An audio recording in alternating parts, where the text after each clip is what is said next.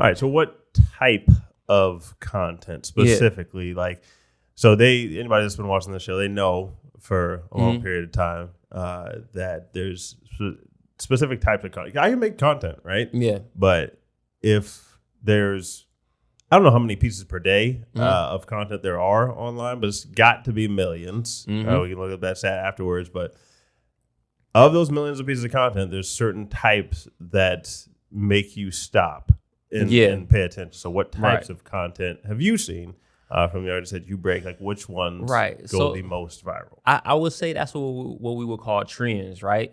Like, so there are certain trends out there that people are on that wave right now. So for example, right now, just as simple as putting a video up of you singing your song with the lyrics across of it. I call it lyrics on the loop. You know what I mean? So it may be 8 or 12 bars of the song with the lyrics, and you basically make 100 of the same music video. So here's the same 8 bars of me in my car, of me in my bathroom. Here I am taking a shower to the same 8 bars. Obviously not sexually, but you know what I'm saying? You know, my point is like you're making music videos to the same exact timestamp. That's what they're called, timestamps. You're making music videos to the same exact timestamps and adding the lyrics across it. And what you're doing is you're exposing that song. You know what I mean? That's how people are discovering that song and then hopefully going back and streaming it. That's how you grow your streams, is by constantly putting that particular piece in their face. But here's where you have to become a student. You have to learn from trial and error. Some pieces are going to work better. Some pieces won't work at all. The pieces that don't work at all, you discontinue. The pieces that work better, you do more of.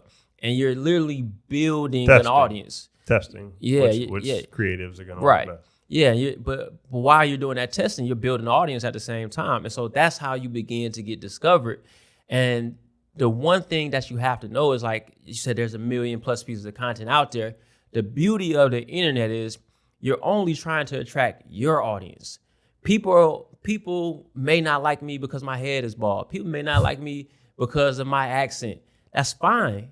But there are people who like me because of my accent. There are people who feel like they relate to me because my head is bald. I'm looking for my audience. And trust me, there's enough audience for every person on earth. There are millions of people who will relate to your exact situation. That's all the people you're looking for. You're not looking for everybody. You're looking for your audience. You know what I mean? If you find your audience, you can make a living. You know what I mean? There are people out there, and this is rampant. There are thousands of artists making 6 figures off their music. It's not the old music industry where there are 5 dominant artists. There are thousands of artists out there that are making a great living off their music, and we've never heard of them. You know what I mean? They found their audience. Their audience is participating. They're streaming. They're buying their merch. Every year they're making, 200, 300, 400,000, living great off their fan base. That's what we are looking for in the music industry now. And I don't mean we as in labels. I mean we as in the community. This is what you should be looking for. Everybody doesn't want to be a superstar, but everybody does want to make a living. And you can make a living off of your music. You just got to find your audience.